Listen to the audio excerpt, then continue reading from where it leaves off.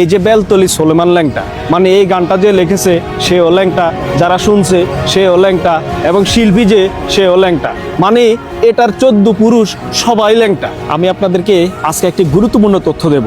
বিশেষ করে আমি জানি না যে আপনারা কখনো এটা নিয়ে এরকম রিসার্চ করেছেন কিনা, কিংবা আমাদের বাংলাদেশের আলেম ওলামারা এই গান নিয়ে কোনো বার্তা দিয়েছেন কিনা। আমি কিন্তু আজকে খুবই গুরুত্বপূর্ণ একটি বার্তা দেব।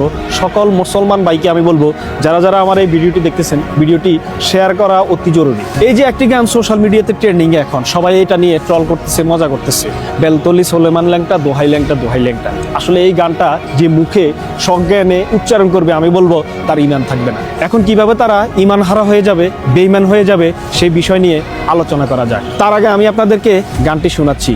বেলতলি সোলেমান ল্যাংটা, দোহাই ল্যাংটা, দোহাই ল্যাংটা, কাটা কেল্লা কেল্লায় করে আল্লাহ আল্লাহ, গুনি শায়ার তান্দুসা, ভক্ত করে তোমার আশা, রাখালি শাহ সুবহান শাহ, তুমি ভক্তের মুশকিল ঘোষা, গুলিস্তানে গোলাপ শাহ, বাবা চরণ দুলিয়ে আমায় দিবা।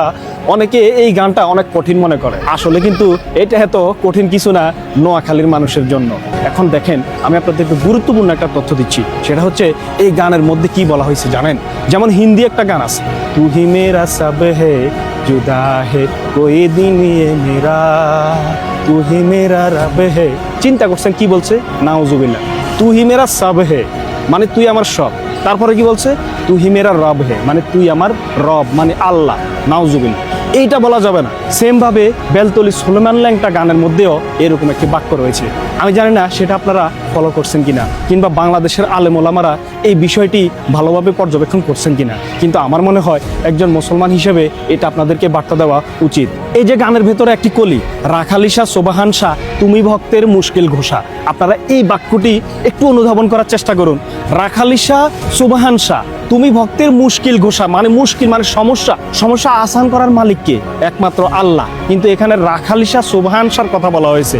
আচ্ছা ভাই, রাখালি শাহ সুবহান শাহ তারা কবরে কিভাবে আছে এটা আল্লাহ ছাড়া কেউ বলতে পারবে? এখন আমরা যারা জীবিত আছি, আমরা যদি বলি রাখালি শাহ সুবহান শাহ, তুমি ভক্তের মুশকিল ঘোষা, কিন্তু কোনো মুসলমান আমি মনে করি এটা বলতে পারে না।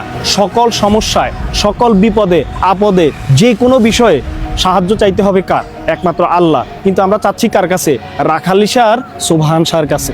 সুতরাং ভিউয়ার্স, যারাই আমার ভিডিওটি দেখতেছেন, আমি আপনাদেরকে বলবো, এরকম গান কিন্তু মুখে ভুলে উচ্চারণ করা যাবে না। আপনি সাথে সাথে বেঈমান হয়ে যাবেন, কারণ মহান আল্লাহ তাআলার সাথে কারো শরীক করা এটা সরাসরি শিরকই। সুতরাং আপনাদেরকে আমি সচেতন করব, এই ধরনের গান ভুলেও মুখে উচ্চারণ করে বেঈমান হয়ে দুনিয়া থেকে বিদায় নেবেন না।